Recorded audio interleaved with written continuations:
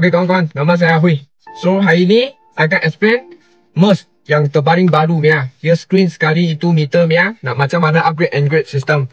Jom mari kita tengok. Oke, nampak? Dia ikut sekali itu meter ya. So ini macam ni biar player, kita tak boleh tukar screen. So kita akan tambah interface untuk dapat mainkan car entertainment Android. Oke. So ini yang Android system. Kita boleh connect wifi. After connect wifi, kita boleh main dalam dia apps macam YouTube, Spotify, Google Map, Waze, Netflix. Dengan kalau mau download barang-barang, kita pun boleh download dekat Play Store sini. Okay, so walaupun pasal ini Android interface pun tak payah takut, sebab original system kita pun boleh pakai balik. Nampak?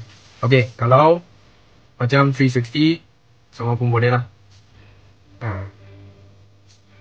Kalau dalam Android interface dalam, kita pun boleh pakai 360 juga. Nampak? Okay, kalau ada kawan-kawan minat, boleh cari kita React Puchong.